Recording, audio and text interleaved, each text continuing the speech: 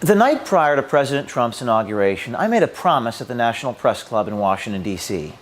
I said that Project Veritas was going to investigate and expose the media, particularly the mainstream media, which seems to believe that the American people are utterly incapable of making informed decisions.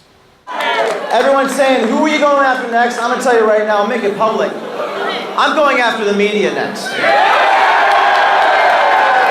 The media's relationship with the establishment renders them incapable of challenging the normative order in our society, while the media systematically targets and shames any independent media organization or citizen which attempts to ferret out real information.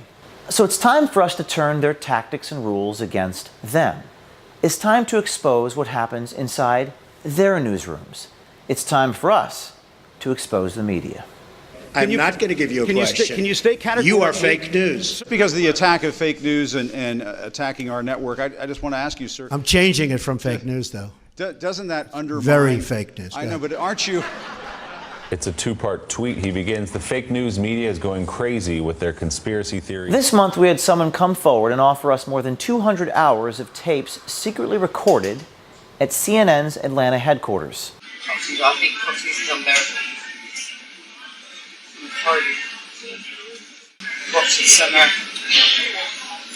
Now, the tapes are from 2009, more than a few years ago. But as they say, past is prologue. We thought there might be some interesting evidence in these tapes. For example, one of the employees, who was a mid-level editor, is now CNN's senior editorial director. We are releasing the raw, unedited version of these tapes on our website, but we need your help. We don't have the time or the manpower to go through all the tapes. So we'd like you to go through the tapes for us. Go through them, listen to them, transcribe them, see what you can discover.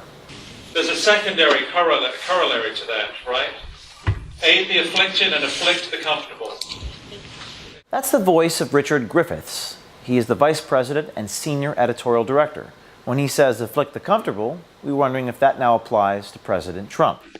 If we are journalists, what is our role as a journalist? What is the fundamental role as a journalist for us to do? Tell a story, tell what's going on. There's a secondary corollary to that, right? Aid the afflicted and afflict the comfortable. To a degree, right? Is that not part of the traditional role of the journalism? It's actually one of the things I can be most proud of as a journalist. You know, we try to show the side of humanity so we can do something about it. It's hard. Very hard. That issue, climate change. I mean, science is pretty much on board, and there are a few dissenters. There's no debate. Yeah. It's just like, born again saying there's a debate over, creationism and all that stuff. There is no debate. That's Joe Sterling. When these tapes are recorded, he was the news desk editor for CNN's online venue, The Wire. You can hear in the tapes his blatant bias against Republicans. Remember, when these tapes were recorded, President Obama was still in office. I'm a little biased. The only spin I think is going on is the Republicans. Right. They hate Obama so much, it doesn't matter what he does. It doesn't matter what he thinks.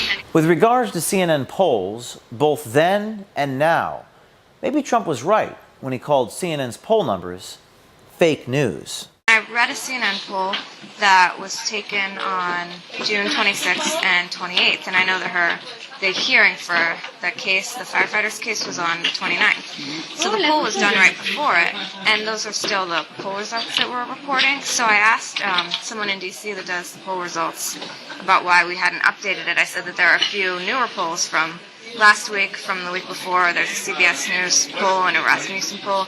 And he said, we don't use Rasmussen. And I said, are we with CNN going to do another poll if we're only using that? And he said, we're not going to be doing another poll. Those are the results we'll be using. So I don't see how that's reporting all sides, because that poll said hold for release until Friday the 10th. Yeah, because who did you talk with? Paul, He's your director. Paul Stein, Yeah. Steinhaus. Yeah, he's Okay. he's pretty high on the food chain. I agree.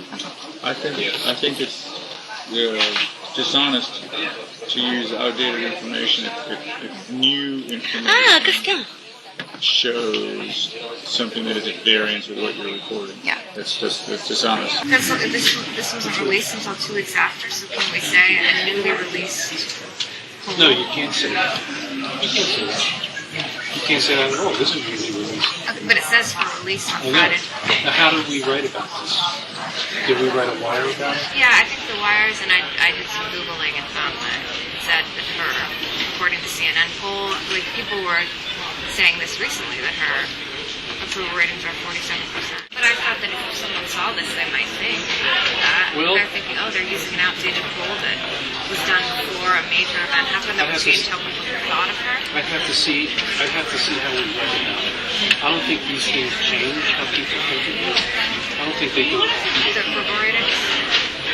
I mean, if someone puts this up, it's not going to change. It's not going to change anybody's opinion. In 2009, Paul Steinhauser was CNN's deputy political director. CNN likes to call on Donald Trump and everyone else for their political incorrectness. But we found within CNN's newsrooms, they can be too politically incorrect. Perhaps they need some sensitivity training? Because there's two of you guys, can I give this to you? They did a beeper, Ivan Watson, I guess it was, did a beeper online with a girl calling from Iran. The crying girl. Someone just called asking for it, so I would say try to find that emotional part where she's like, yeah, I'm looking for it right now. thank you. Project Veritas is determined to continue to expose malfeasance, corruption, and wrongdoing. We want to become a destination where citizens can come forward, work with us, and make real impact. That's why today we're announcing a $10,000 award for anyone who comes forward with legally obtained materials exposing media malfeasance. If you have hidden audio recordings, videotapes, or documents inside of a newsroom or a media institution, and the material is good enough, I will pay you $10,000.